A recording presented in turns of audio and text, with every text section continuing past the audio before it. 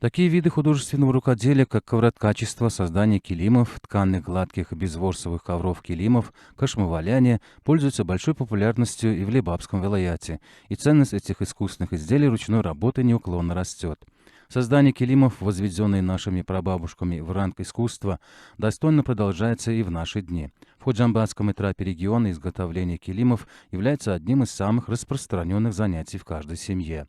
Особого внимания заслуживает изящество килимов, изготавливаемых с соблюдением древних приемов ткачества, с использованием натуральных растителей для окрашивания нитей в необходимые цвета и применением старинных узоров гёлей. При подготовке пряжи для создания килимов выбирают шерсть, полученную в результате весенней стрижки овец, что обеспечивает прочность килимов с цветочными орнаментами. Следует также отметить, что для окрашивания пряжи используются природные красители, получаемые из различных растений, произрастающих на туркменской земле. Здесь, используя уникальные приемы, массово ткут килимы, безворсовые гладкие ковры, известные своей долговечностью.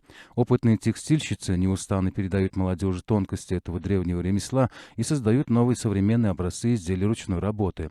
Умелые мастерицы, успешно продолжающие исконные ремесла в год независимый нейтральный Туркменистан, родина целеустремленных крылатых скакунов, выражаю слова признательности герою Аркадагу и уважаемому президенту за высокое почитание национального наследия.